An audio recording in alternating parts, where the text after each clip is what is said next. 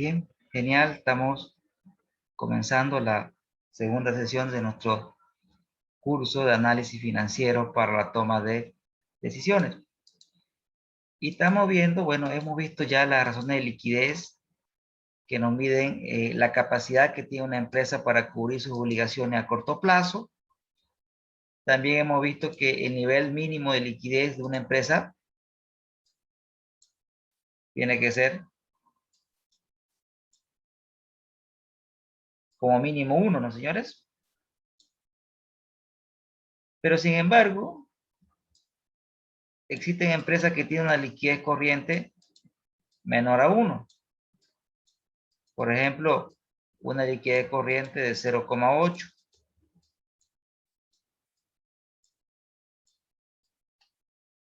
¿Qué mensaje ustedes le darían a una empresa que tiene una liquidez corriente de 0,8? Que no es tan líquida como para asumir sus obligaciones. Sin embargo, le alcanza en lo mínimo necesario, digamos. Tendría que dejar acumular más pasivos, ¿no? ¿Correcto? No cubría todos sus pasivos. ¿Estamos de acuerdo? Sí, sí. Es decir, que por cada peso que debe, solo podría hacer frente a 0,8. El 0,2 tendría que esperar. O sea, algún pasivo se tendrá que sacrificar. Entonces, en el corto plazo, puede una empresa operar con liquidez corriente de 0,8. Pero a largo plazo, si no se revierte esta situación, sería insostenible. ¿Estamos de acuerdo? Sí. Genial. Pero de hecho existen empresas que tienen liquidez corriente de 0, o menor a 1 en general, ¿no? Genial. O sea, también vimos que este análisis lo debemos de complementar con un presupuesto de caja para ver los calces, los ingresos y los egresos. Vimos también la liquidez ácida, que ¿qué es lo que hace? Quita el inventario. Y responde a la pregunta, ¿y qué pasaría si no vendes el inventario? ¿Aún podrías pagar tus obligaciones? Eso nos muestra la prueba ácida. Pero también existe otra razón, que es la liquidez inmediata. Noten ustedes que en el numerador tenemos la disponibilidad y en el denominador el pasivo corriente. Por ejemplo, este indicador generalmente se interpreta, se lo mide en porcentaje. Por ejemplo, una liquidez inmediata del 20% nos estaría diciendo que la empresa con efectivo podría hacer frente hasta un 20% de sus obligaciones de corto plazo. Si bien la liquidez corriente tiene un parámetro, el cual me dice que es mayor o igual a 1, la liquidez ácida, la liquidez inmediata, no cuentan con esos parámetros. Entonces surge una pregunta relevante. Una pregunta muy relevante cuando analizamos nosotros con base a ratios. Primero, cuando analizo con base a ratios, tengo que fijarme si el ratio tiene o no tiene parámetros. Ejemplo, en el mundo académico, la nota es un parámetro. O sea, 51, decimos ya pasó raspando, 100 es un excelente estudiante, 50 te quedaste. Entonces, existen indicadores que tienen parámetros. Entonces, vamos a ver, la liquidez corriente lo tiene, la ácida y la inmediata no. Punto número 1. ¿Cómo sé si estoy bien? Me comparo con el parámetro. La otra opción es compararme con mi igual, con mi par. Siempre alguna vez nosotros decimos, ¿y cómo estoy con relación a mis compañeros en la junta de promo, por ejemplo? ¿No? ¿Cómo estoy? O sea, es un análisis pertinente también en las finanzas. El gran problema es que para eso requerimos información. Ese tipo de análisis comparativo se lo hacen en economía desarrollada, por ejemplo, el profesor Damodaran en Estados Unidos, él recopila datos de diferentes sectores porque ella pues la información fluye. Sin embargo, aquí los estados financieros internos de la empresa son secretos de estado y ustedes lo saben muy bien. Es una información que no se comparte con cualquiera. Con el único sector que sí existen, donde me puedo comparar, es los bancos. Nosotros podemos comparar, por ejemplo, un Banco Sol con Proden, con Fácil, porque la información es pública. Es una limitante, pero es una buena herramienta comparar. Lo segundo, o mejor dicho, lo tercero, es ver cómo hemos ido evolucionando a través de la historia.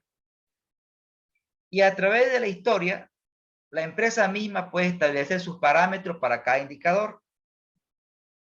Me explico. Por ejemplo, a través de la historia, una liquidez inmediata, por ejemplo, de la empresa X de un 20%, una liquidez inmediata de un 20%, la empresa ha operado bien a través de la historia, no ha tenido problemas para cubrir sus obligaciones, entonces un 20% está bien, pero de acuerdo a la historia también, nos hemos dado cuenta que cuando este liquidez corriente hemos cerrado con un 10%, sí, hemos tenido problemas de flujo. Entonces, con base a la historia, la empresa debe establecer bandas, límites máximos y mínimos para cada parámetro. De manera tal que cuando esté por encima estamos siendo muy ineficientes, porque tener mucho efectivo implica un costo de oportunidad para una empresa comercial, industrial, porque ese recurso usted lo puede estar invirtiendo. Para un banco, lo charlamos en la clase de ayer, no es un costo implícito, es un costo explícito, porque tiene que pagar una tasa pasiva por ese dinero que es del público. Entonces, un buen ejercicio es ver cómo ha evolucionado ese indicador a través del tiempo y de acuerdo a la experiencia misma de la empresa establecer parámetros para cada tipo de indicador. ¿Queda claro, señores? Sí, sí, está claro. Perfecto. Ahora, continuando con los indicadores financieros, vamos a ver las razones de eficiencia. Las razones de eficiencia miden fundamentalmente cuán eficiente es el gerente en la administración de los activos. Porque al gerente le damos toda la empresa y toda la empresa son los activos. Le estamos dando los activos. Tomar los activos. Y con estos activos genera utilidad. Genera utilidad. En lenguaje financiero, más propiamente, flujo de caja. Porque en finanzas, el efectivo es el rey. Pero para efectos del curso, utilidad no está mal. Entonces, vemos la eficiencia en el manejo de los activos. En esencia, eso nos mide las razones de eficiencia. ¿Cuán eficiente es la empresa en administrar sus activos? Y para eso ha desarrollado indicadores, como por ejemplo, la rotación de los activos. Es un indicador tremendamente interesante. Noten ustedes que el numerador tiene una cuenta de resultados, ¿no es cierto? Y en el denominador tenemos una cuenta de balance. Nosotros en anteriores sesiones hemos explicado que en finanzas el activo le llamamos inversión. Y entonces, y las ventas va a ser pues un resultado. Entonces, cuando nosotros vemos un ratio, una rotación de activo de 4, bien podemos decir y asumir que debajo de este numerito está la unidad y podemos decir que por cada boliviano que hemos invertido, ese boliviano se ha traducido en 4 bolivianos en ventas. Esa podría ser una interpretación. ¿Qué se espera que ocurra con este ratio a través del tiempo? Esperamos que aumente o en el peor de los casos, que se mantenga. En ningún caso, que baje. ¿Estamos, señores?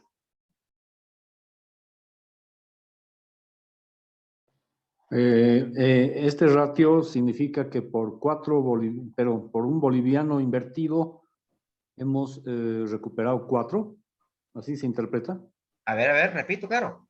Por cada boliviano que hemos invertido, ese boliviano nos ha generado Nos ha generado 4 bolivianos. 4 bolivianos en ventas. Ah, ya.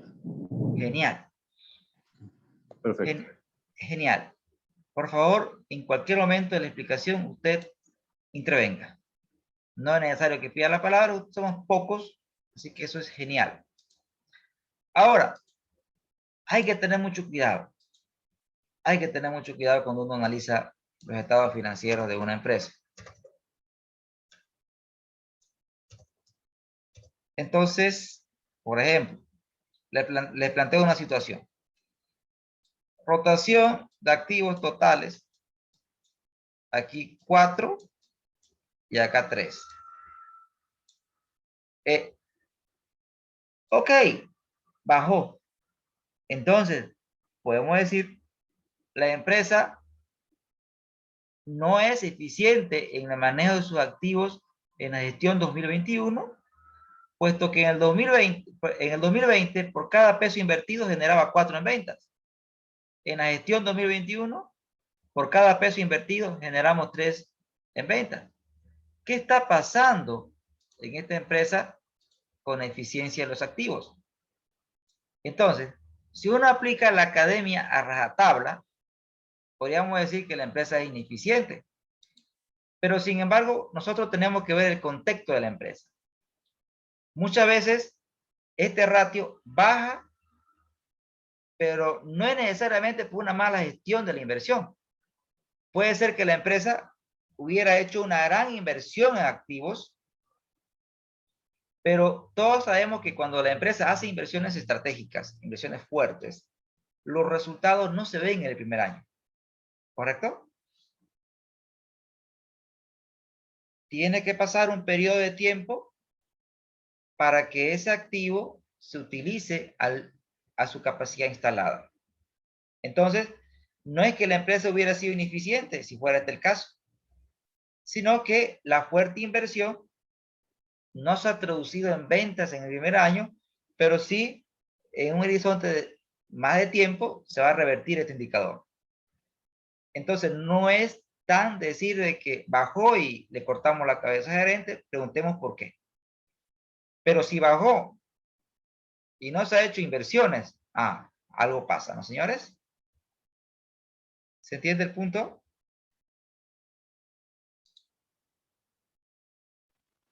Licen, por favor, ¿me puede volver a explicar? Me he perdido. Le agradezco. Claro que sí. Claro que sí.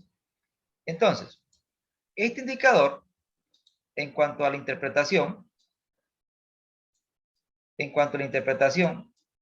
por ejemplo, si es 4, sobreentendemos que el denominador está la unidad y en el denominador tenemos la inversión y en el numerador tenemos un resultado, porque la venta es un resultado. Entonces lo podemos interpretar de la siguiente manera: por cada boliviano invertido, ese boliviano nos genera 4 bolivianos en ventas. ¿Qué se espera en una empresa? Que a través del tiempo la rotación del activo aumente. ¿Estamos con esa parte de la película todos? Sí, sí, sí. Genial. En el peor de los casos que se mantenga, pero nunca que baje. Hasta aquí, perfecto. Ahora, lo que les quiero dar a conocer en este punto es que no hay que ser tan académico cuando uno lo analiza en una empresa. Por ejemplo, en este caso, baja la rotación de 4 a 3. Podríamos evidenciar una ineficiencia, pero puede darse el caso de que la empresa hubiera hecho una fuerte inversión. Y esa fuerte inversión obviamente afecta a este ratio. Es decir, la En venta... este caso, Lisen, Sí. perdón, en este caso mantenemos, digamos, las ventas constantes. Y puede ser que el activo que está en la parte de abajo se incremente. ¿A eso se está refiriendo? Ese es un escenario. Otro escenario puede ser que las ventas hubieran incrementado un 5%, pero mi inversión en mis activos ha incrementado un 20%. He hecho una fuerte inversión en mis activos, que esa fuerte inversión no se ha traducido en un incremento de tal magnitud en las ventas. Pero Okay. eso es lógico. ¿Por qué? Porque si es una inversión significativa, los resultados generalmente no se ven en el corto plazo. Ok. Genial. Ahora sí, ¿quedó claro el punto, señores? Sí, gracias.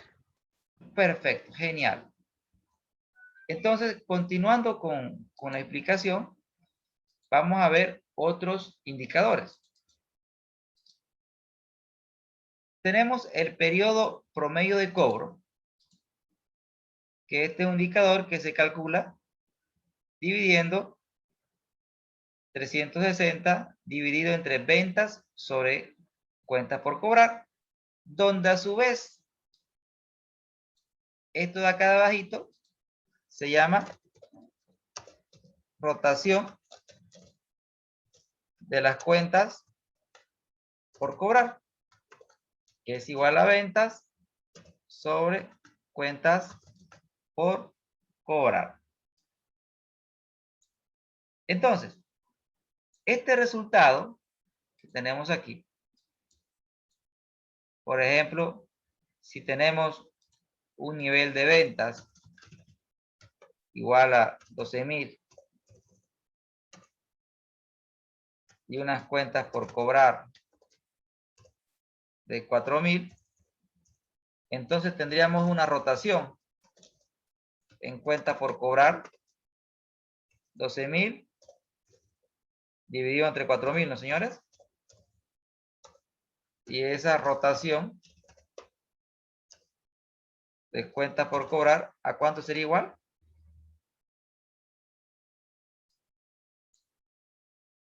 A 3. A 3. Genial. Entonces, sería 360 sobre 3. ¿Cuánto haría eso? 120. 120 días. Entonces, este indicador me está diciendo que la empresa demora en recuperar sus cuentas por cobrar 120 días. Ahora, ¿qué es lo que buscamos nosotros en el mundo de las finanzas? Recuperar más rápido nuestras ventas al crédito. O que el cliente pague cuando tenga que pagar. ¿Estamos de acuerdo? Sí. Sí, correcto. Genial. Acá tengo una pregunta de Alexander. ¿Sí? Una consulta, Listen. Para hacer el análisis de ventas se debe considerar el 87% o al 100%. Bueno, en los ratios, Alexander, en los ratios partimos de la información de los estados de resultados y en el estado de resultados aparece lo que se conoce en el mundo contable como la venta neta, o sea, el 0,87. Con eso respondo a su colega. ¿Está claro, Alexander? ¿Sí?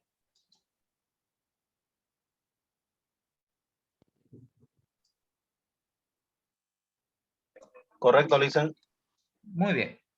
Ahora, en este ratio, ¿qué es lo que buscamos? Primero, que se cumpla la política.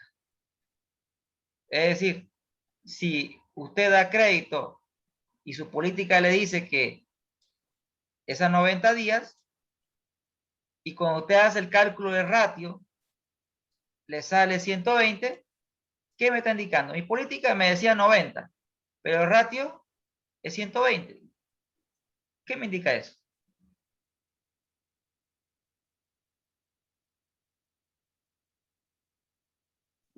Bueno, indica que no estamos cumpliendo con la política, ¿no? A primera vista. Pero pueden existir diversos factores. Genial, genial. Pero ahí está la esencia del análisis financiero, ver cosas raras, ¿sí? Ver cosas no coherentes. Ahora bien, en esta parte, es bien importante vincular el periodo promedio de cobro en el tiempo. El periodo promedio de cobro o debería ser constante, estable,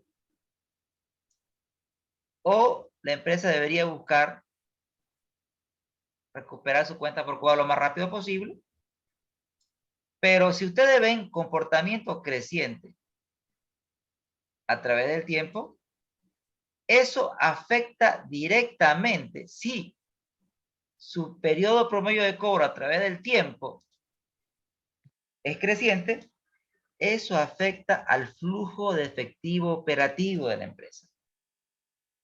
Afecta al flujo, porque si aumenta el periodo promedio de cobro, ¿qué quiere decir? Que el dinero, en lugar de estar en mi caja, está en cuenta por cobrar. ¿Correcto? Y si aumenta mi cuenta por cobrar, yo estoy invirtiendo mucho en mis clientes. ¿Estamos con la lógica? Y eso afecta al flujo de efectivo operativo. Y este es un problema esencialmente de los grandes negocios que nacen como buenos negocios, pero ya cuando se vuelven empresa, ya crean conflictos. Les pongo un ejemplo así cortito. Una persona, veterinario,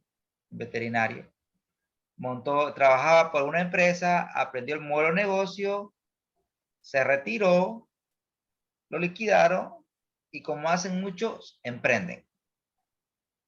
Entonces, esta persona conocía a los clientes, conocía a los ganaderos y traía productos y se los ofrecía, pero él lo ofrecía a crédito como es lógico, ¿no? Este sector funciona con crédito, se lo ofrecía a crédito. Tenía entonces él cuentas por cobrar. Además, le decía, yo te voy a asesorar. Es decir, que él iba y verificaba que todo los medicamentos para el ganado se apliquen como se tenga que aplicar. Él garantizaba resultados. Miren qué interesante. Daba crédito y garantizaba resultados. Y como era efectivo, su negocio fue creciendo. Y como tenía un buen margen, entonces el negocio creció y prosperó. Ahorita es una gran empresa. Una gran empresa. Pero ¿qué pasó? Cuando él nota el problema, cuando ya él ve que sus cuentas por cobrar son de 50 millones, ahí se preocupa, ¿no? Quizás antes no le preocupaba, pero ya cuando ve en el balance que sus cuentas por cobrar cada vez tenían un comportamiento creciente, y eso era, ¿por qué? Porque él daba crédito sin ningún parámetro de medida, como decimos en el lenguaje vulgar, lo daba al ojo. Y no es que sus clientes no le pagaban, hacía mala gestión de su cobro, no hacía visitas, no hacía llamadas. Entonces, la solución para esta persona que ya es un empresario fue la creación de un área de crédito y cobranzas. Entonces, ¿qué se buscó? Obviamente se buscó a los expertos. ¿Y quiénes son los expertos en cobrar y recuperar? En este caso se buscó un funcionario de Bancosol, que es como la escuela del crédito, ¿no? Y lo que se hizo fue aplicar la tecnología crediticia del banco a esta empresa. Entonces, fíjense que ese es un problema tremendamente clásico. Otro, este caso es de una empresa que ofrecía productos. Cuando se construye un edificio, ese edificio se lo tienen que equipar con cortinas y demás. Esta empresa lo ofrecía a crédito. Pero todo su personal de ventas se le pagaba variable en función a las ventas. Y todo va bien, todo va bien. Cuando la economía va bien, no sientes tus acumulaciones de efectivo en cuentas por cobrar. De igual manera, como los sueldos estaban atados a las comisiones, ¿qué hacían los vendedores? ¿Será que se preocupaban mucho por analizar si es un buen cliente o un mal cliente?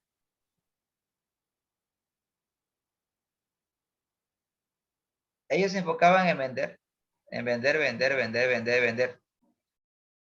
Entonces, ¿ahí qué pasó?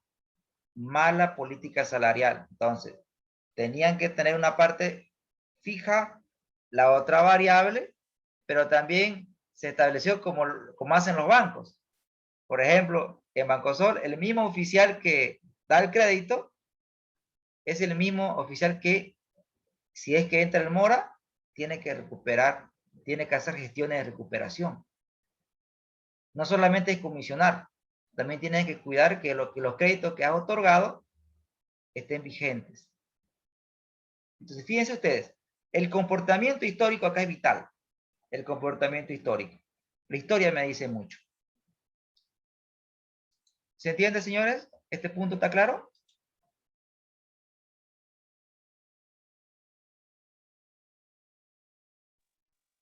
Sí, está claro. Genial. Ahora, el periodo promedio de inventario es otro ratio que se mide en días y me dice en cuánto tiempo vendo mi inventario. En cuánto tiempo vendo mi inventario. Vean la fórmula, es costo de venta sobre inventario y el denominador también tiene su nombre, se llama rotación de inventario, que es igual al costo de venta sobre el inventario. La rotación se mide en veces. Por ejemplo, si tenemos una rotación igual a 6, esto se mide en veces año. Una rotación de 6 me está indicando que mi inventario lo roto 6 veces al año. Pregunto, ¿qué buscan las empresas? ¿Que el inventario rote más o rote menos? Más. Rote más. Rote más. ¿Por qué? Porque en una rotación, ¿qué recupero? Mi costo La inversión. de inversión y viene mi utilidad, ¿no es cierto? Entonces, mientras Claro. más rotación ocurra, eso es espectacular. Ahora bien, si nosotros aplicamos la fórmula, vamos a tener 360 sobre 6. ¿Cuánto daría eso? 60. 60. Genial. Quiere decir que aproximadamente demoro 60 días en vender el inventario. ¿Qué buscamos? Comportamientos. O que se mantenga, ¿correcto? Estoy hablando de este ratio. O que baje. Pero si sube constantemente, ya eso es una señal de peligro. Los comportamientos históricos, un análisis nos dice mucho, las tendencias. Ahora, también este es un problema de muchas empresas. Este es un problema de muchas empresas.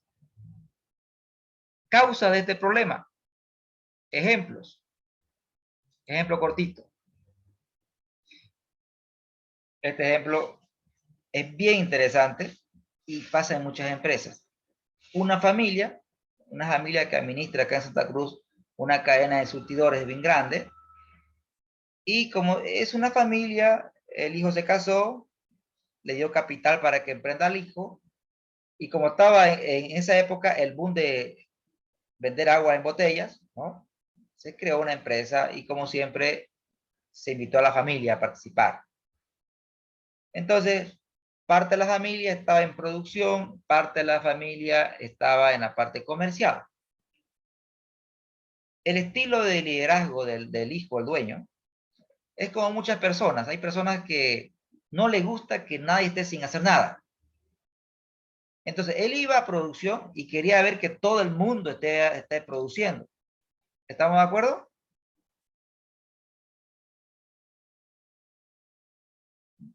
El área comercial, bien, gracias, con un sueldo fijo, feliz.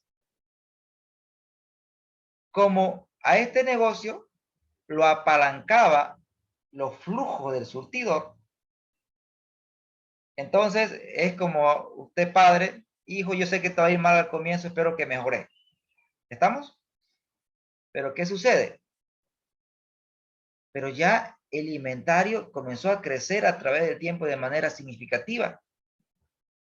Y el problema de esta empresa es que no había un vínculo entre el área comercial y producción. O sea, producción producía porque yo tengo 4 personas y todo el mundo tienen que estar trabajando. ¿Está bien? Ventas, un sueldo fijo, bien, gracias.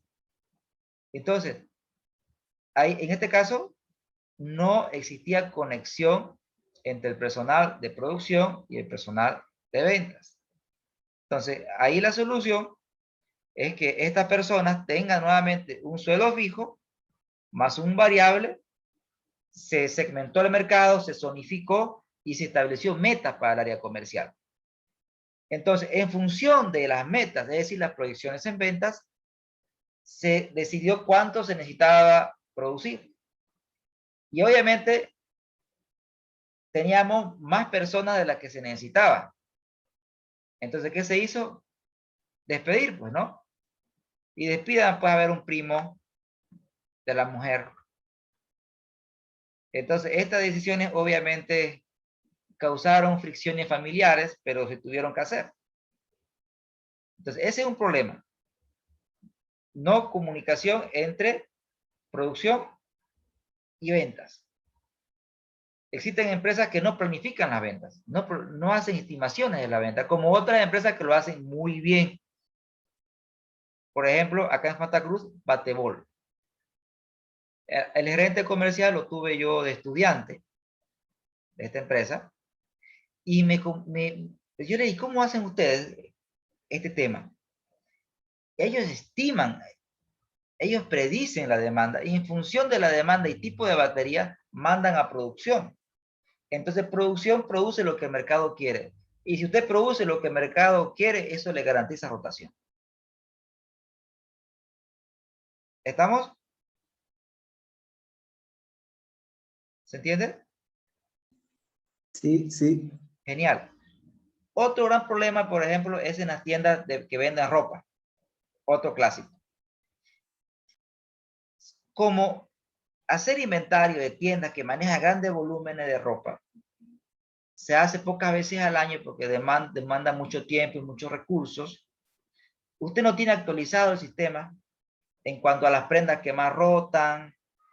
Entonces, ¿qué sucede? Llega un punto donde tiene mucho inventario, ve modelos que no han rotado y están ahí hace 1 año, 2 años. ¿Qué implica eso? Implica dinero inmovilizado, uno, y te tienes que deshacer esos productos aún por debajo del costo. Preferible es darlo a costo o por debajo del costo, pero generar el flujo que a esa prenda se esté deteriorando. Entonces, mala gestión de inventario. Entonces, comportamientos en este punto es la clave. Ver el comportamiento histórico. Otro indicador Bueno, acá existe un error. Por favor, hay un error. Es periodo promedio de... Voy a tapar. Ahí. Periodo promedio de pago. Su fórmula es 360 costo de venta sobre proveedores. Esa es la fórmula matemática que se usa generalmente para el cálculo de este indicador. Este indicador se mide en días. El denominador también recibe un nombre, se llama rotación de cuentas por pagar. Por ejemplo, si usted tiene una rotación de 12 veces año, pregunto, ¿qué buscan las empresas? Que la rotación aumente o disminuya a través del tiempo.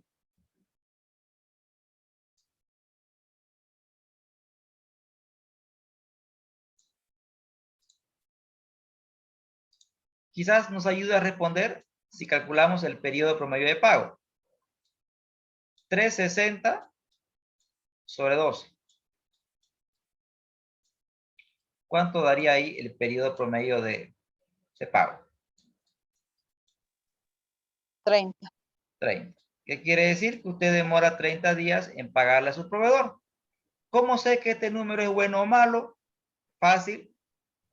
Tengo que negociar con el proveedor y si usted negoció pagar en 30, pues tiene que pagar en 30. ¿Estamos de acuerdo?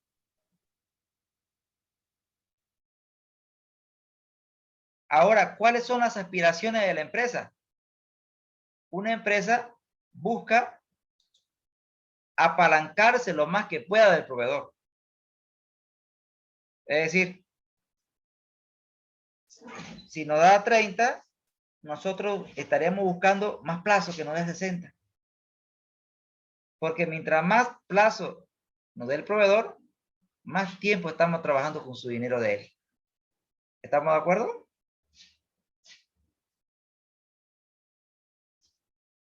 ¿Con la lógica?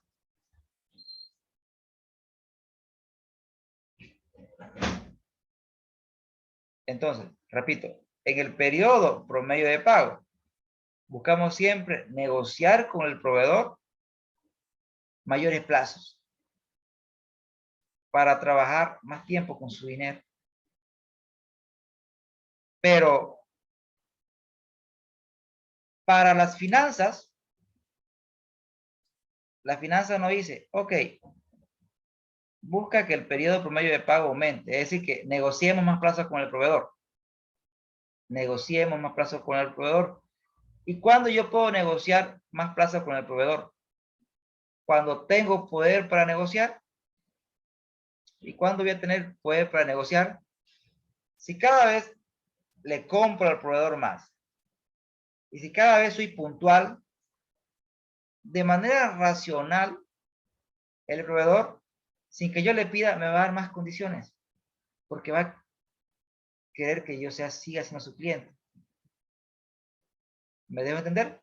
Pero si usted no cumple con los pagos y usted compra una pequeñísima parte, se le va a reír seguramente del proveedor cuando usted quiera mejores condiciones. Más bien, el proveedor está pensando cambiarlo a usted. ¿Estamos, señores? ¿Se entiende el punto?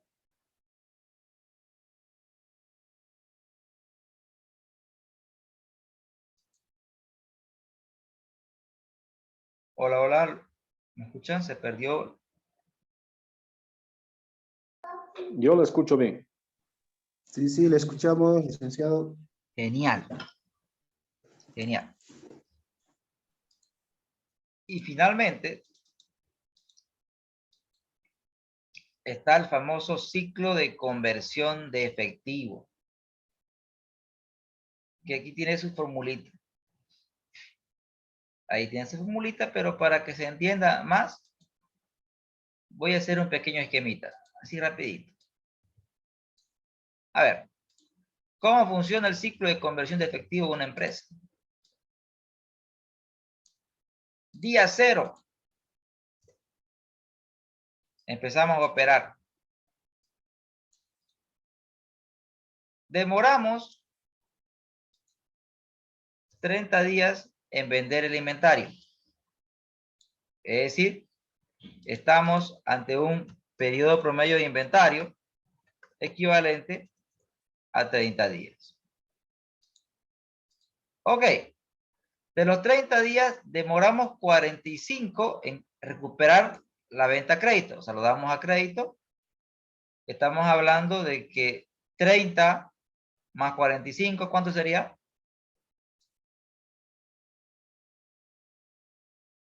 75. Genial. Gracias. Es decir, estamos ante un periodo promedio de cobro de 45 días. Genial. Entonces, ¿cuándo vamos a percibir el flujo? Aquí.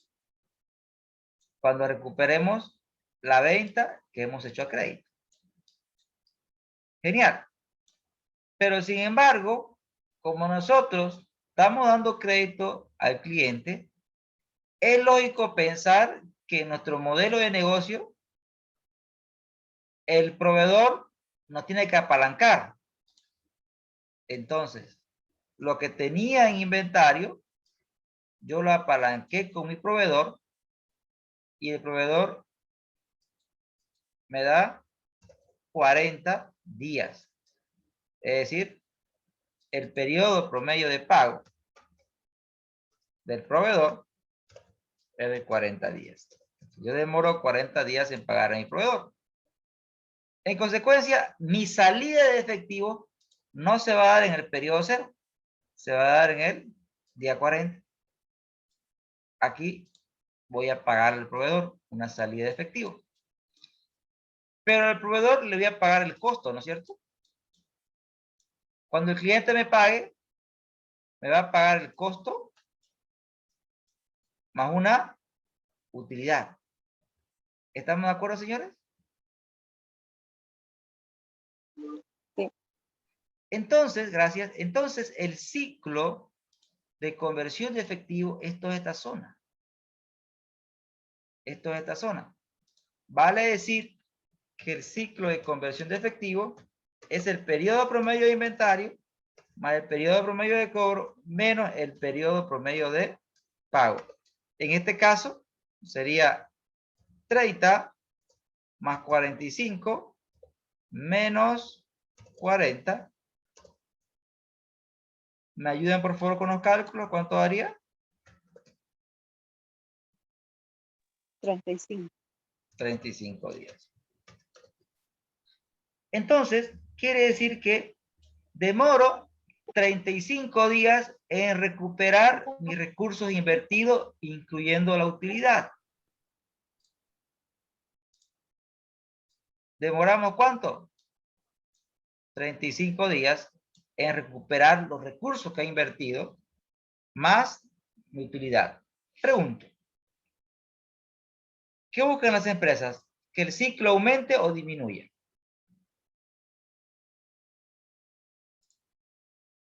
Que disminuya. Totalmente. Y para eso tenemos que vender más rápido el inventario, reducir el periodo promedio de inventario, reducir el periodo promedio de cobro y negociar con el proveedor mejores condiciones. ¿Estamos, señores?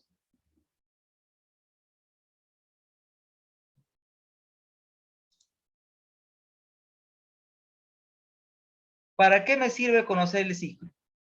Por ejemplo, si su ciclo es de 35 días, pregunto yo, ¿la empresa tiene erogaciones diarias de efectivo?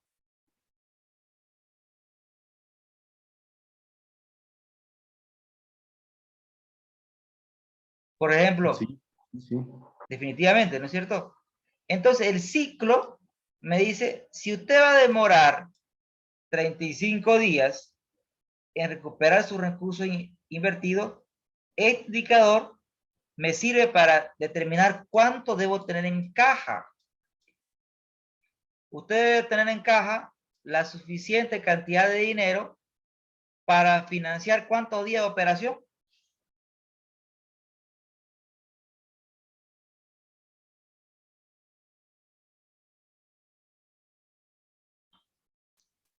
$35 días de operación, ¿no, señores? Sí. Genial. Entonces, el ciclo me ayuda a determinar mi caja. Si el ciclo es muy extenso, usted requiere más dinero en caja para poder financiar ese ciclo. Si el ciclo es más pequeño, usted requiere también menos efectivo en su caja. Esa es una de las utilidades de conocer el ciclo. Ahora, también existen casos interesantes donde el ciclo de conversión de efectivo llega a ser negativo. Y puede ser negativo en dos casos. Por ejemplo, cuando el periodo promedio de pago es muy grande, ¿no, señores? Si el periodo promedio de pago es muy grande, entonces el ciclo puede ser negativo. En este caso, los supermercados tienen mucho poder para negociar con el proveedor. Entonces, si el ciclo es negativo debido a que usted negoció extensos plazos de pago con el proveedor, es genial. En el mundo financiero, si el ciclo es negativo debido a este factor, quiere decir que la empresa la está moviendo el dinero del cliente, pero mejor dicho, del proveedor. Es decir, el proveedor está financiando nuestras operaciones. ¿No les parece eso genial? Que el proveedor financie nuestras operaciones. Ese es un caso interesante. Claro. Y también puede ser negativo. Ustedes han escuchado de ese modelo de negocios, por ejemplo, para aquellas personas que viajan, por ejemplo, a Estados Unidos de manera periódica y traen productos en su maleta. Y le dicen a usted, ok, mira, yo quiero este perfume, pero no está en Bolivia, pero está en los Estados Unidos. Ok, ¿lo quieres? Sí, dame dinero. El cliente me paga por adelantado y yo con el dinero del cliente muevo el negocio. Entonces, el ciclo de conversión de efectivo siempre buscamos reducirlo, pero si es negativo, mejor. Puede ser negativo cuando usted negocie plazos largos con su proveedor, escenario 1.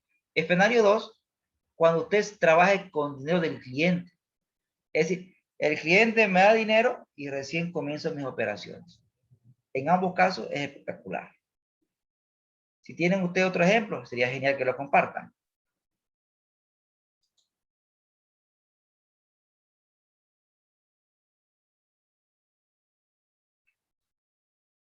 Hasta aquí, ¿todo bien, señores? ¿Estamos bien con la velocidad? Sí, está bien. Genial. ¿Me dicen, por favor, la hora?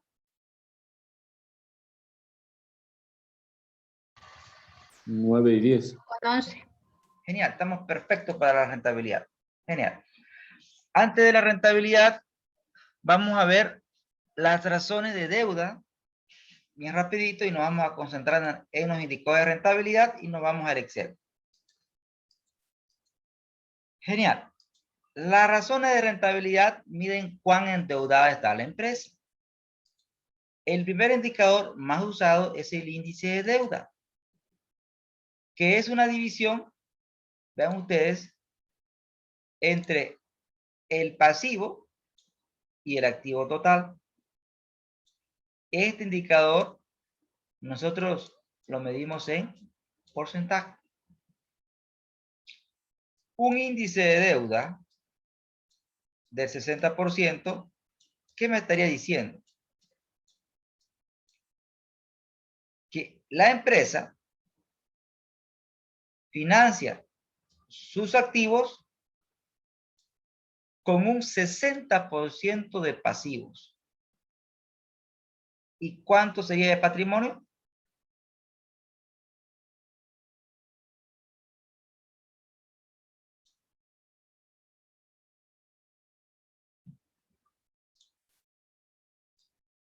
Vale decir, si nosotros lo hacemos de manera gráfica, tendríamos una estructura de este tipo, ¿no? 60% aproximadamente de pasivos y un 40% de patrimonio. Recuerden que el activo viene a ser el 100%. Entonces, cuando tenemos nosotros un índice de deuda del 60%, quiere decir que la empresa financia sus activos con un 60%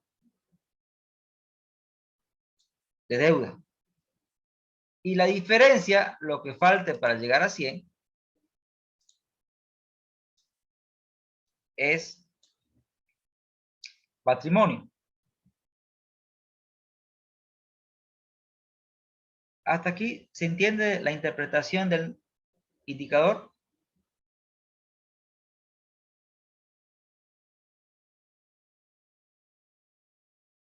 Sí, sí, adelante.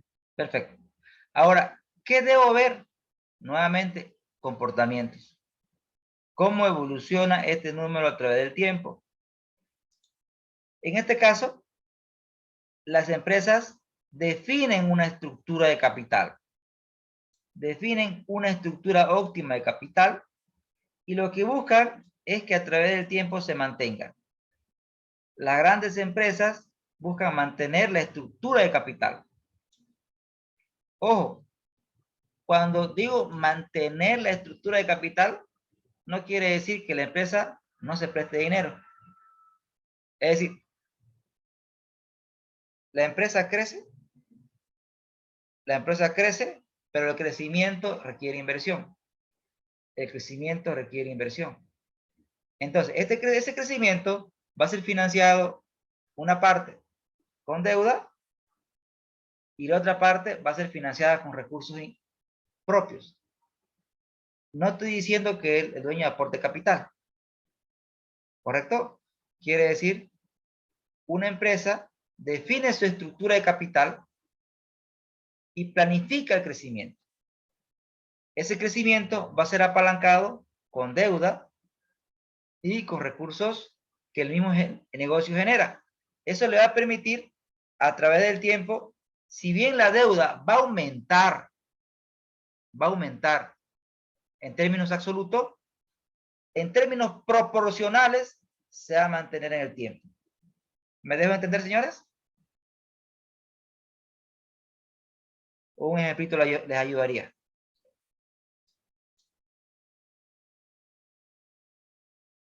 Por favor, un ejemplo, licenciado. A ver, metámosle un poquito de matemática a todo esto. A ver. Por ejemplo, tenemos ventas, tenemos un año, tenemos 2 años. Genial. Y tenemos una estructura de capital. Tenemos deuda y tenemos patrimonio. Empezamos con 50. Y el nivel de ventas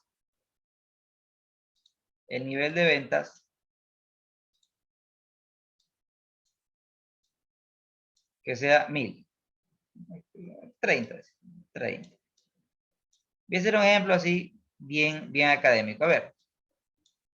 Se duplicó mi ventas a 60. Entonces, eso quiere decir que voy a requerir quizás más pasivo, porque si quiero vender más, tengo que invertir más. Entonces, una parte va a ser de pasivo y otra parte va a ser de patrimonio, los otros 100. Y recordemos la estructura de un balance financiero, donde tenemos que en esta parte tenemos el activo y ese activo es financiado con deuda y con recursos propios, patrimonio. Entonces, si mis ventas, quiero aumentar ventas, tienes que invertir más. Entonces, la inversión de esta empresa, la inversión, o sea, sus activos, en el primer caso, tenemos unos activos de 100, porque recuerden ustedes que el activo de una empresa es igual a la suma de la deuda más el patrimonio por ecuación contable. Entonces acá tenemos 100 y acá tenemos 200. Fíjense que aumentó las ventas y aumentó mi estructura de financiamiento. ¿Estamos de acuerdo hasta ahí?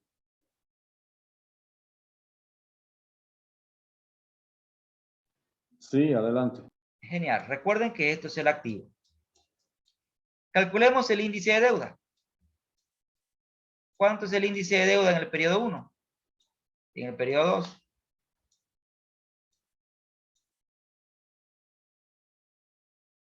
Sería el pasivo sobre el total de activos. Tendríamos 50%. Y en el segundo periodo, pasivo sobre el total activo. Es decir, No es 50%. 50%. Entonces, la empresa define su estructura de capital, o sea, su índice de deuda, y lo busca mantener a través del tiempo. ¿Está bien? Por eso, el crecimiento se planifica. El crecimiento se planifica de tal manera que pueda mantener mi estructura de financiamiento a través del tiempo. Ahora, pero si el crecimiento es acelerado, entonces la estructura también se modifica. Si usted quiere crecer más de lo planificado, va a tener que acudir a más financiamiento externo y en ese caso se modifica la estructura de financiamiento meta que usted definió. En otras palabras, en resumen, no es crecer por crecer. Crecer demanda recursos. El crecimiento, hasta el crecimiento tiene que ser planificado. Si el crecimiento es planificado, le permite a usted mantener una estructura de financiamiento a través del tiempo. Si el crecimiento es acelerado y no planificado, es altamente probable que el nivel de deuda se incremente a través del tiempo. Se apalanque más la empresa. No sé si me deja entender.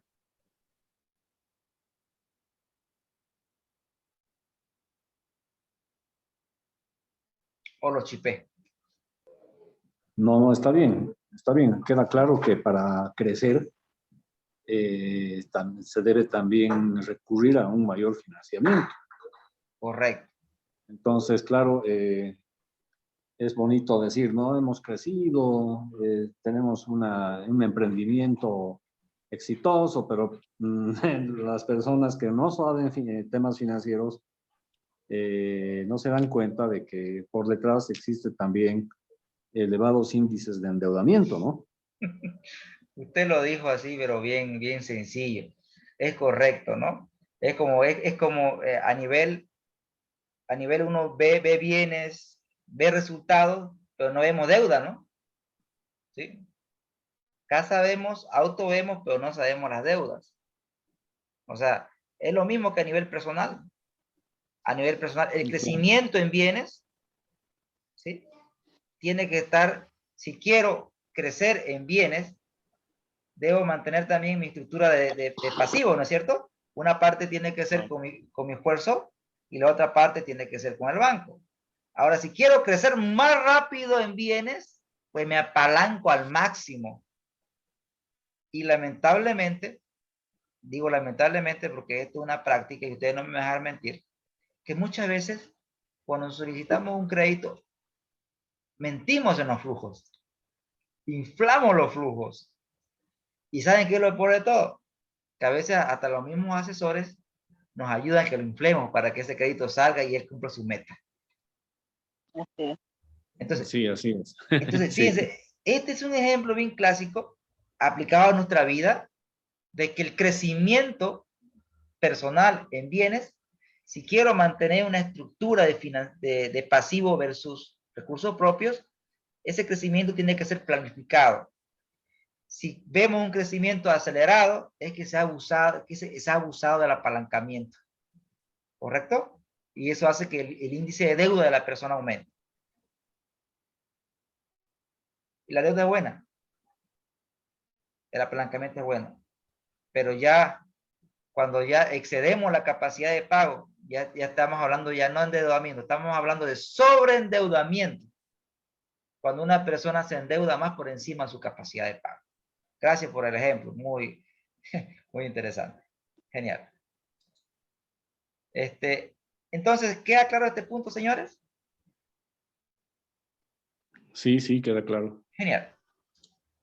Otro punto, otro índice que lo complementa a es el índice de cobertura de intereses. Índice de cobertura de interés. Por ejemplo, vamos a la interpretación. Si este número me da 6, hago esta división y me da 6, quiere decir que usted, con la utilidad operativa, ¿cuántas veces puede pagar sus intereses? 6 veces. Con la utilidad operativa, usted puede pagar más veces los intereses. Pregunto, ¿qué buscamos? ¿Que aumente este numerito o que baje?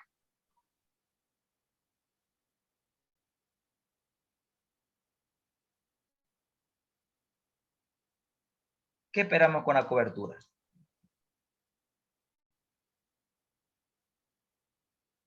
¿Qué dicen ustedes?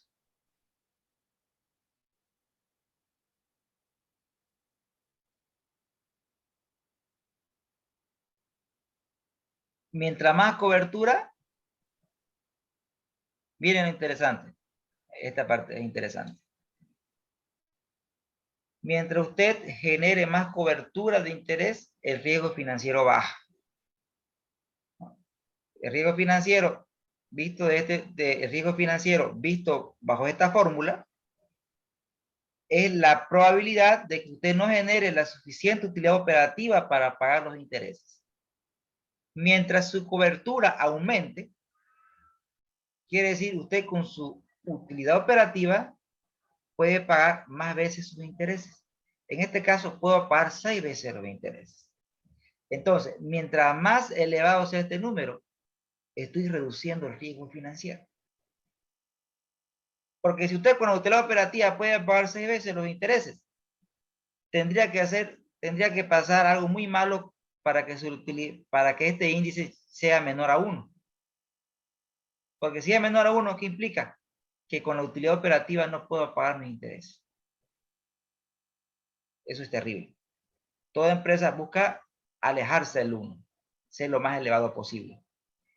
Y cuando hacemos el análisis, estos dos lo tenemos que cruzar. Me explico. Atienda, esta parte es fundamental, estos tics.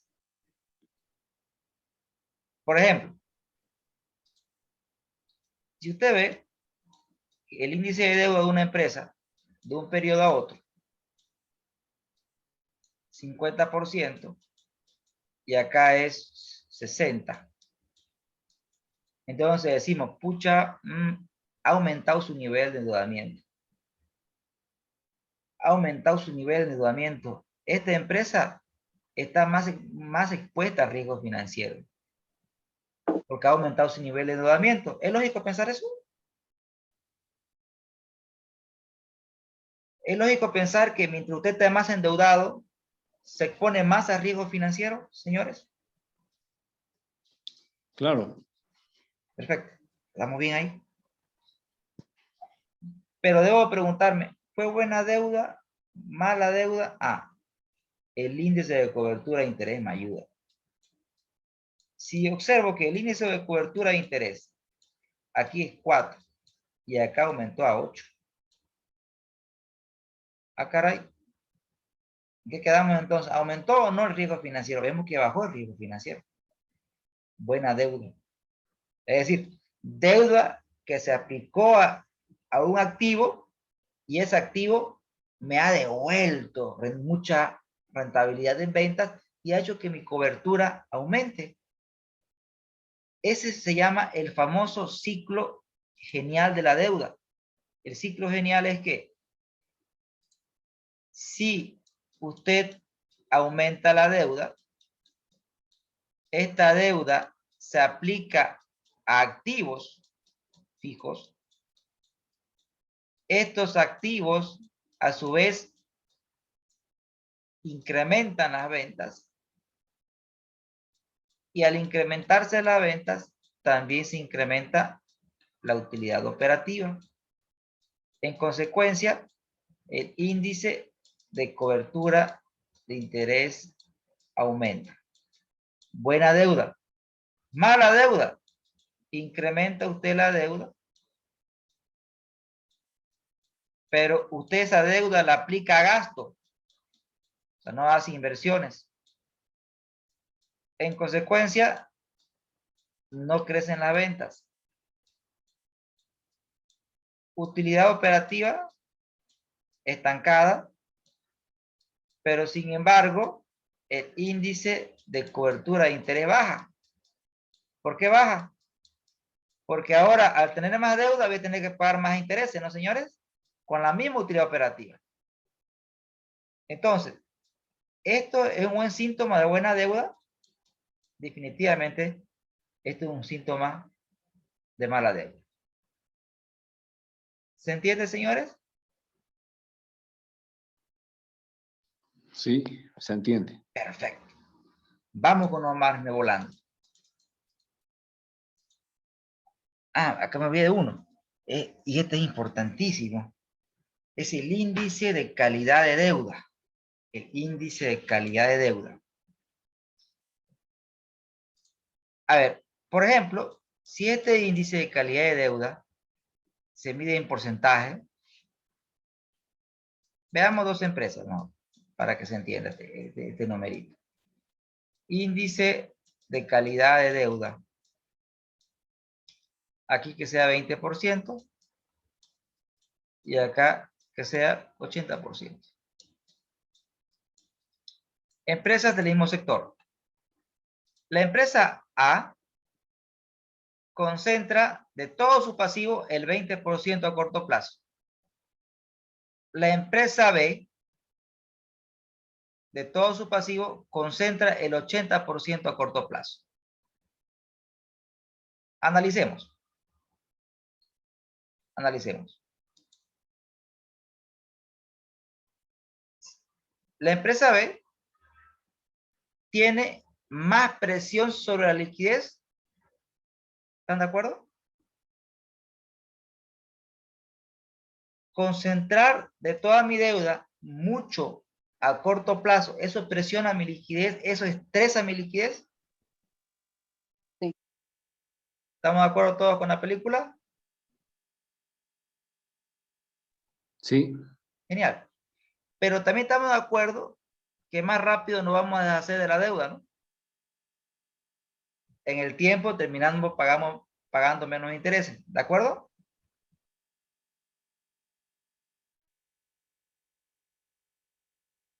Si usted saca crédito, ok. perfecto. Está claro eso. La empresa A tiene menos presión sobre la liquidez. Pero en el tiempo, seguramente, al tener gran parte de la deuda a largo plazo, eso me da a pensar que el horizonte del crédito es más largo. En consecuencia, en el tiempo, va a tener que pagar más intereses. En consecuencia, debo buscar un equilibrio entre mi liquidez corriente y mi índice de calidad de deuda. Por ejemplo, en esta pandemia, las empresas que tenían un índice de calidad de deuda, así como la situación de la empresa B, tenía mucha presión sobre la liquidez. ¿Qué han hecho estas empresas? Seguramente han pasado deuda de corto a largo. En términos prácticos, han aumentado el plazo de la deuda. ¿Estamos, señores? Sí. ¿Para qué? Para respirar, señoras. Paz. Qué lindo tener paz, ¿no? Aún que en el tiempo termine usted pagando más intereses. Todo tiene su bueno y su malo. es un tema de momentos, ¿no? En momentos como los que estamos viviendo aún, debemos alejarnos del estrés de liquidez, es decir, del estar tas. Perfecto. Con esto cerramos los indicadores de deuda y vamos con la rentabilidad. Vamos que se puede. Los indicadores de rentabilidad miden la capacidad que tiene la empresa para generar utilidades. Es decir, se dice que una empresa es rentable cuando genera utilidad. Si genera un peso, es rentable. Ahora, que esa rentabilidad no cumple mi expectativa ya es otro cuento. Pero en esencia, rentabilidad es la capacidad que tienes para generar utilidad. Ahora, la rentabilidad la podemos ver a través de indicadores. Tenemos el primero que es el margen bruto. Margen bruto. Vean que es la utilidad bruta sobre ventas. Esto es interesante. Imagínense ustedes, un margen bruto del 40%. ¿Qué me está diciendo?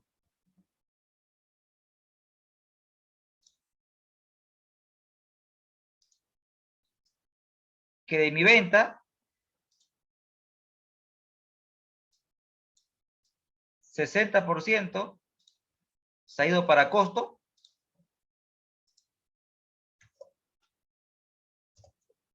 ¿Correcto? Y ha quedado un 40% de margen de la venta. ¿Qué quiere decir esto? Que la empresa, después de cubrir el costo, obtiene una ganancia bruta del 40%. ¿Estamos, señores?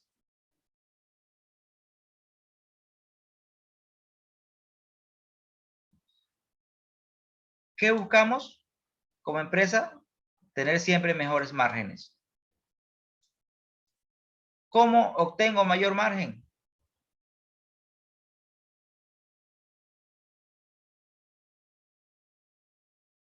Pregunto.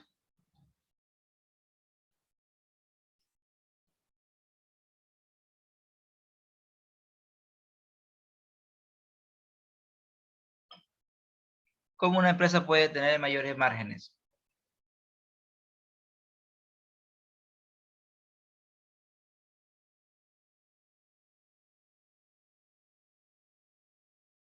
No se peleen.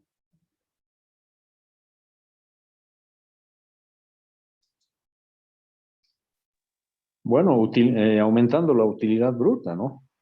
Genial.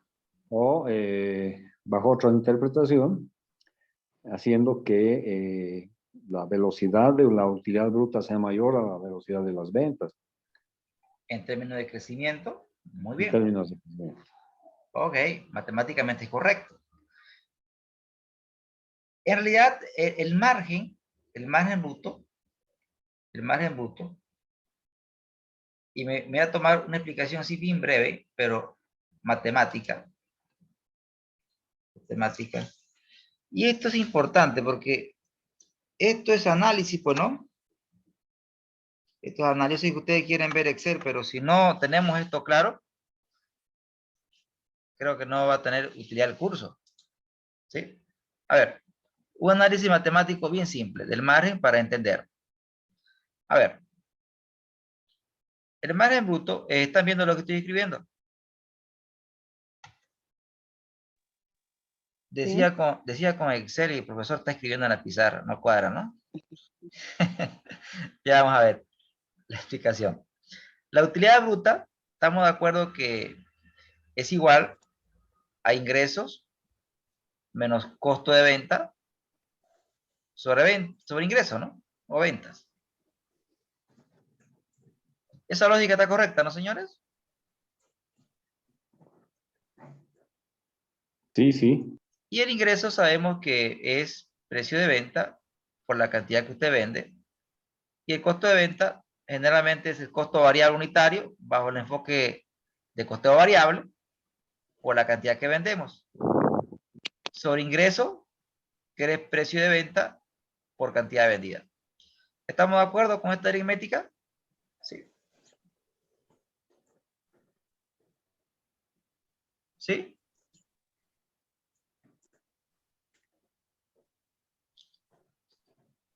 Entonces, ¿será que podemos factorizar la cantidad? Sacarla afuera. Y nos quedaría esto, ¿no, señores?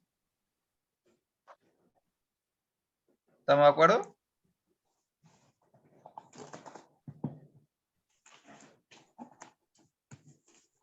¿Y qué puedo eliminar aquí?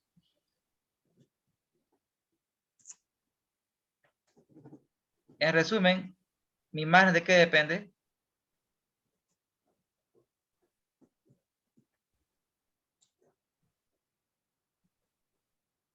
Es decir, ¿quiere marginar más? ¿O aumenta precio? ¿O baja costos variables? Fíjense que no depende del volumen.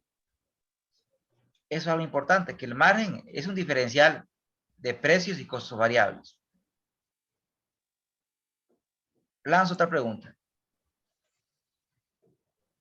En algunos casos podría ser el margen negativo. Podríamos tener margen brutos menores a cero.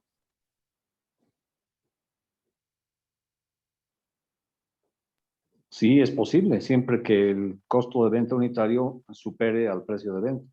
Genial, genial, genial. Se da en casos, se da a nivel parcial, pero también se puede dar a nivel total. O también de forma estacional. A nivel parcial, y esto ocurre mucho en los restaurantes, existen varios platos que el costo está por encima del precio. Y yo le preguntaba, ¿no? ¿Y por qué lo ofreces así? Estábamos haciendo un análisis de rentabilidad en un restaurante. Acá de un estudiante.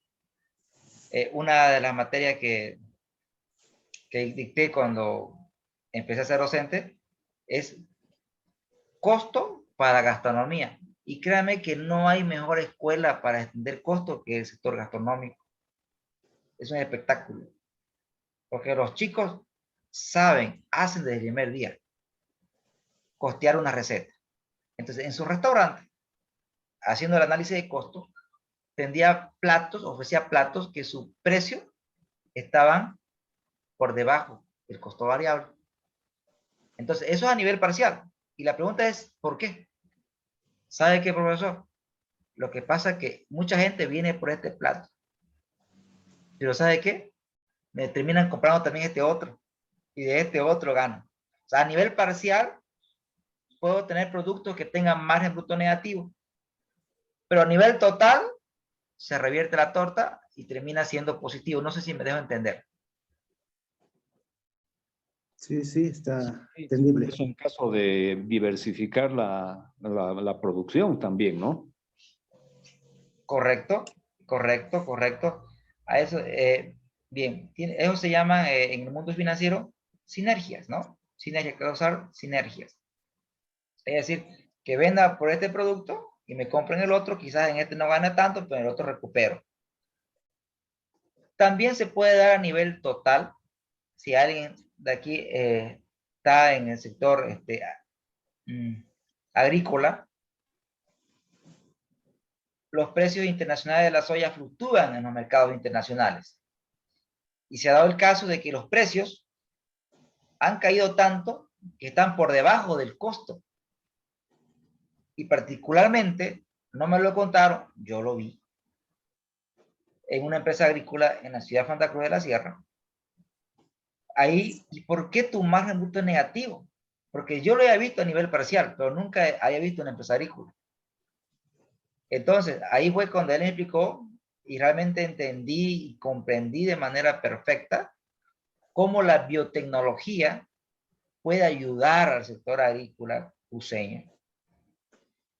porque eso lo pone en desventaja. Con el uso de biotecnología, podemos bajar el costo variable unitario y brindar de alguna manera a las fluctuaciones del precio internacional de la soya. ¿Correcto? Pero como no usamos biotecnología, baja el precio y se ha dado el caso de que el precio estaba por debajo del costo. Obviamente eso es margen bruto negativo. Si ya tenemos margen bruto negativo, es como entrar a jugar ya perdiendo, ¿no? O sea, no vas a ganar ya. Margen bruto negativo, a no ser que tengas ingresos extraordinarios. Pero ya pues eso no es, me dedico a otra cosa, ¿no es cierto? Margen bruto negativo se puede dar a nivel parcial, por lo que les expliqué. Se puede dar a nivel total cuando es una empresa precio aceptante, es decir, toma los precios internacionales. Genial. ¿Queda claro, señores, la explicación? Sí, Sí, Perfecto. sí. Genial. Ahora, sin embargo, el margen operativo sí le afecta al volumen. Porque el margen operativo es lo que nos queda.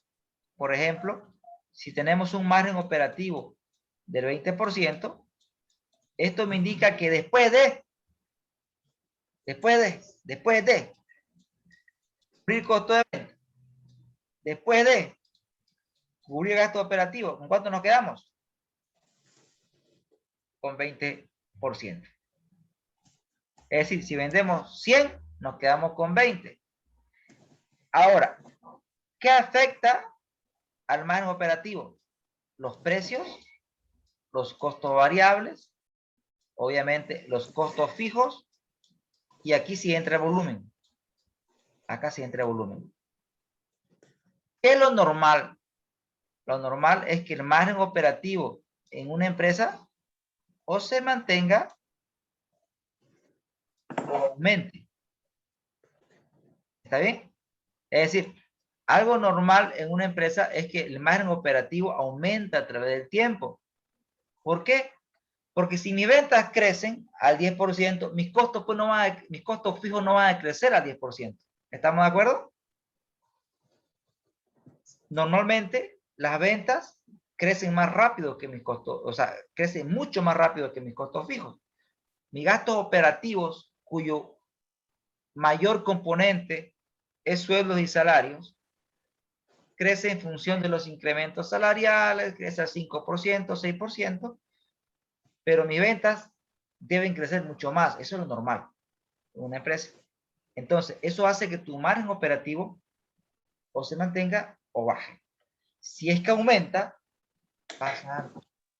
Pasa algo. No es normal que el margen operativo baje a través del tiempo si las ventas están aumentando.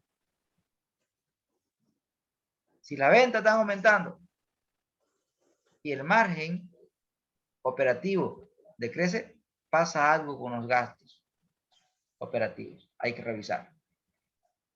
Y finalmente,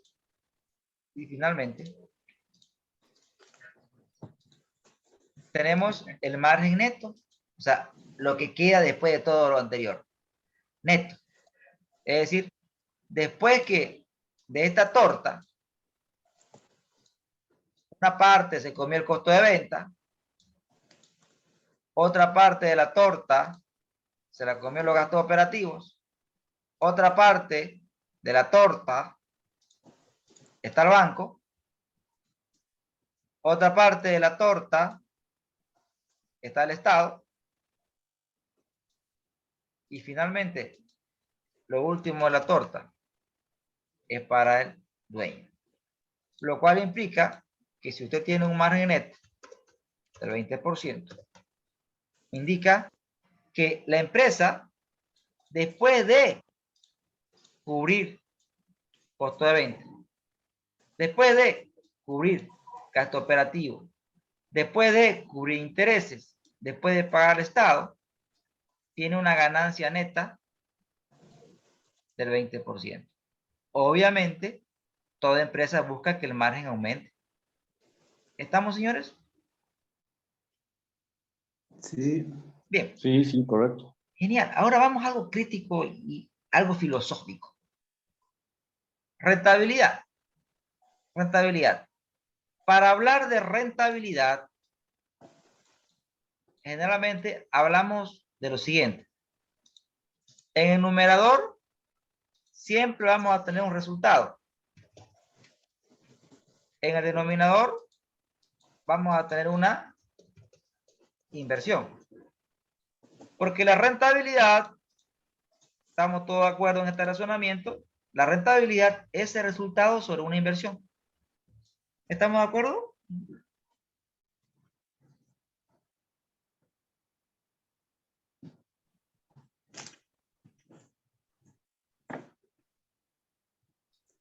La rentabilidad va a ser un cociente entre un resultado sobre una inversión. ¿Se entiende?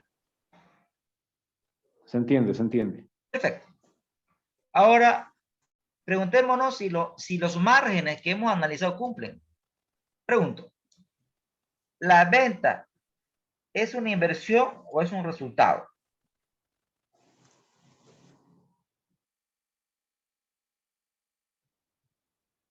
Filosofemos un poco.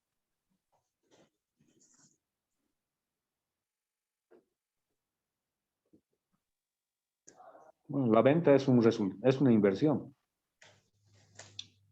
¿O es un resultado de la inversión en mis activos? Es un resultado de la inversión, licenciado. ¿Están todos de acuerdo con eso? La venta en sí misma no se genera sin una inversión. ¿Correcto? Ah, claro, correcto, correcto. Genial.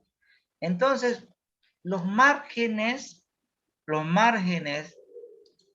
filosofando, o sea, yendo a lo central, los márgenes contribuyen a la rentabilidad. Sí, contribuyen. Mientras usted tenga más margen, va a ser más rentable. Y lo vamos a ver ahorita. Pero en esencia no son indicadores propiamente de rentabilidad, porque no cumplen la definición. Pero contribuyen. El margen neto contribuye, pero en esencia no es un indicador de rentabilidad. Es un indicador de margen. Contribuye, sí, no es. Ahora me explico cuáles son. Si este no es, entonces cuáles son de rentabilidad. Los indicadores de rentabilidad eminentemente son los clásicos. La rentabilidad sobre los activos, ROA, vea usted, tiene en el numerador, tiene usted la utilidad neta, un resultado sobre una inversión. Por ejemplo, un ROA del 20%, ¿qué me está diciendo? Que por cada peso invertido en sus activos, por cada peso que usted invierte en sus activos, sobre ese peso usted está teniendo una ganancia neta de ¿cuánto, señores?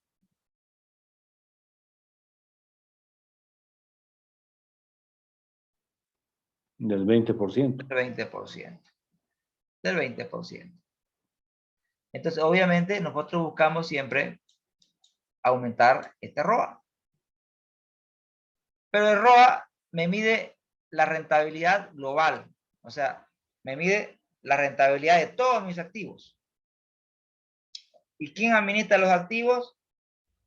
El gerente. ¿Al inversionista qué le interesa? Al inversionista le interesa cuánto renta su patrimonio. Y ahí viene el ROE. Me mide la utilidad sobre el patrimonio. Es decir, cuánto está rentando la inversión de los dueños. Porque el patrimonio es de los dueños. Entonces, el ROE le interesaría al dueño. Pero si el dueño quiere ver cuán eficiente es su gerente, tendría que ver el ROA. ¿Estamos de acuerdo? Un ROA, por ejemplo, del 30%, me estaría diciendo que por cada peso que invierte el dueño, sobre ese peso, ¿cuánto está rentando? 30%. De ese peso, 30% es para él. ¿Estamos aquí, señores? Una pregunta, ¿es el mismo el concepto de retorno? Es decir, en el ROA, por cada 100 unidades monetarias que invierto en el activo total, obtengo 20 unidades monetarias adicionales. Es genial, genial pregunta. Genial pregunta. Genial pregunta. Entonces, si lo vemos en esos términos, por cada 100 bolivianos que invierto, esos 100 me devuelven 20. No quiere decir que de adicional. ¿Se entiende? Invierte 100 y le genera 20. No se olvide que estamos hablando de un año. Ahora, si queremos ver en cuánto tiempo recupero, tendríamos que ver en un horizonte de tiempo, ¿no? Si en el primer año usted renta 20, ¿en cuántos años recuperaríamos la inversión? En 5. Podría ser una analogía, ¿sí? Pero en este caso es a nivel global. Por cada tanto, generamos tanto y no quiere decir después de. ¿Se entendió? Ya, correcto. Genial, genial. Ahora bien, el análisis que vamos a ver ahora para cerrar las razones, que son muchas, pero ¿cómo andamos con el tiempo? ¿Qué hora es? Por favor. 54. Genial, genial. Un respiro, respiren profundo, que por lo menos vamos a ver liquidez en la plantilla, ¿ya? Ya la siguiente clase, que es nuestra última clase, es netamente práctica. Vamos a ver, vamos a analizar la plantilla en detalle y le voy a pasar otra plantilla solamente para analizar de un banco. ¿Está bien? Nada de teoría, porque la teoría ya la estoy explicando ahora mismo. Si no hiciera esto, créame que el análisis, si no entiendo qué significa el indicador, pregunto, no sería fructífera hacer calculitos en Excel o ver un gráfico en Excel, ¿no, señores? Genial. Bien. Veamos el Dupont y para qué me sirve. Bien. El Dupont me dice que la rentabilidad del dueño va a depender de la rotación de los activos. Es decir, la rentabilidad del dueño va a depender de cuán eficientes seamos en el manejo de sus activos. Perfecto. ¿Y de qué más? Va a depender también del margen. La rentabilidad del dueño depende también del margen que obtengamos. Pero también depende del apalancamiento. Es decir, de cuán endeudada esté la empresa. Me detengo y explico un poco esto de aquí. Por ejemplo, si el multiplicador del apalancamiento fuera 1, ¿qué me estaría diciendo?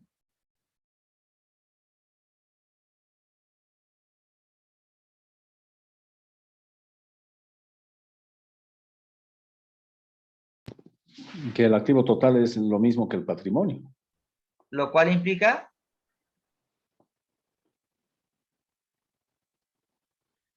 pasivos. Que no hay pasivo. Correcto, que no hay pasivo. correcto. Si es 1, implica eso. Si este número fuera 2, quiere decir 50% de pasivo, 50% de patrimonio.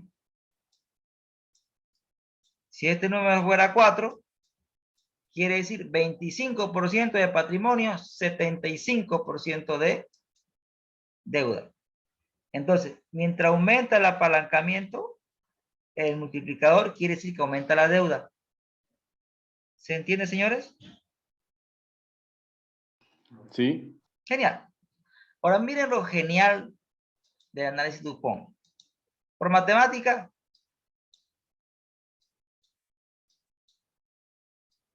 ¿se puede hacer eso? Claro. ¿Y qué me quedaría?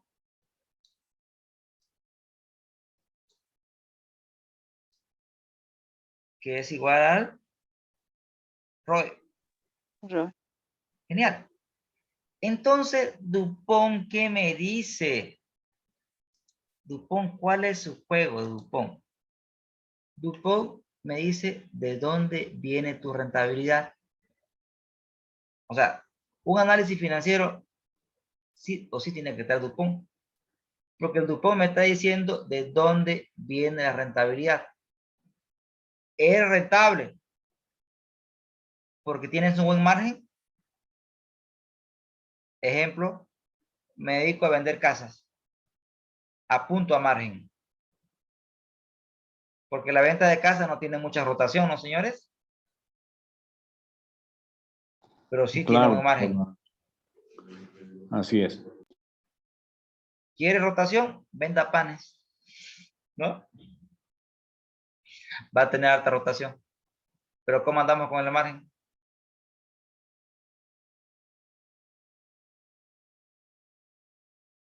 Entonces, el Dupont también me identifica mi modelo de negocio. Hay modelos que apuntan a margen, otros que apuntan a volumen.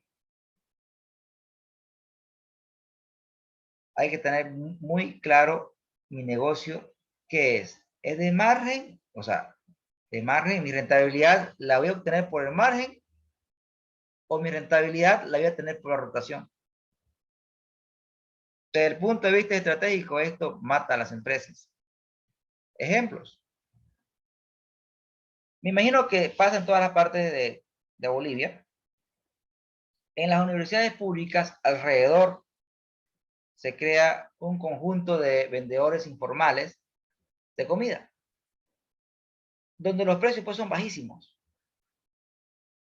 Bajísimos y bien servidos y ricos. Genial. Esos negocios están apuntando a margen o volumen. Margen o rotación.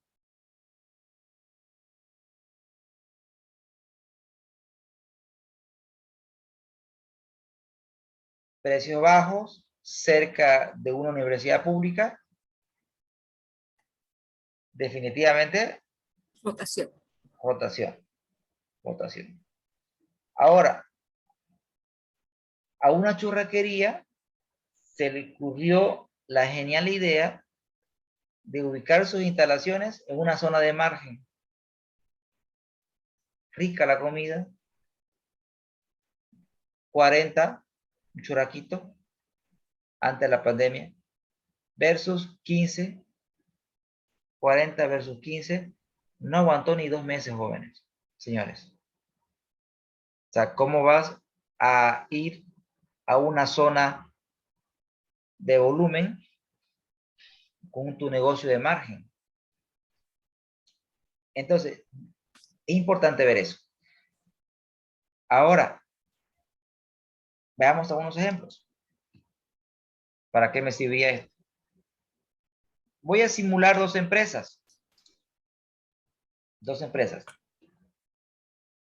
A ver, rotación 2, margen 5%, 1. ¿Cuánto sería el ROE de esta empresa?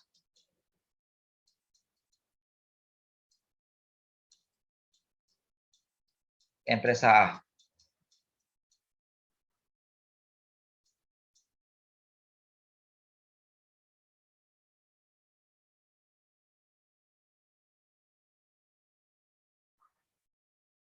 Dos por 5 por 1, ¿cuánto daría?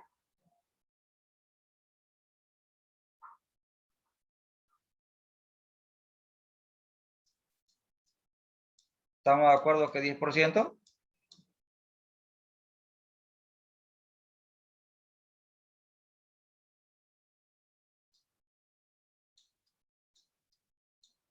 ¿Siguen ahí, señores? Sí, el 10%. Genial. Y ahora bien,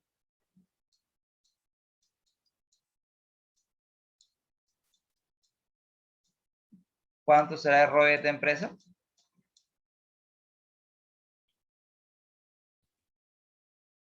10. 10. Entonces, alguien que no conozca Dupont podría decir, por ejemplo, el gerente de la empresa B podría hacer un análisis comparativo, ¿no, señores? Mira, no hemos crecido en rentabilidad, pero ¿sabes qué? Estamos igual que la empresa A. Ellos tienen 10%, nosotros tenemos un ROE de 10%. Ustedes conocen Dupont ahora. ¿Qué le dirían? ¿Cuál empresa está mejor?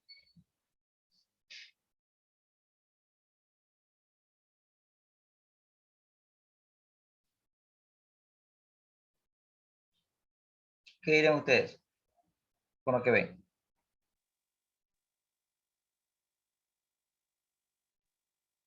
La B. La B.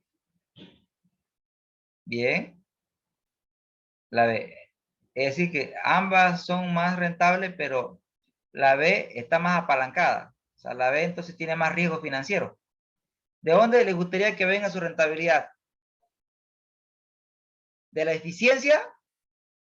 Es decir, de generar ventas, o del apalancamiento. De la generación de ventas. ¿Estamos todos de acuerdo?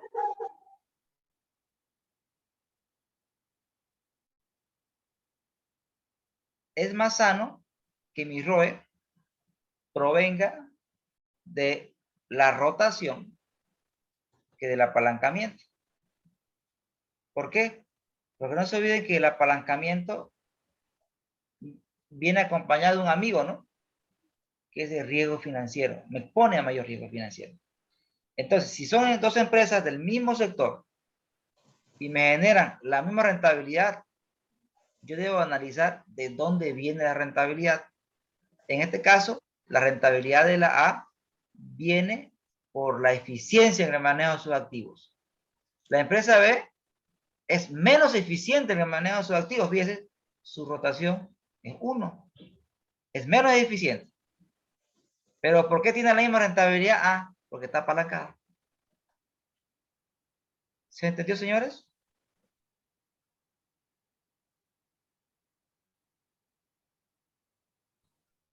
Sí. Pero Perfecto.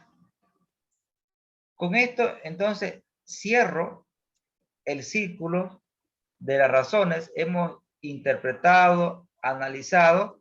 Ahora, para culminar el curso, el día miércoles va a ser una clase donde todos tenemos que estar ahí con nuestro vaso de cafecito, porque va a ser solamente, es puro Excel, ver y analizar y aplicar estos conceptos.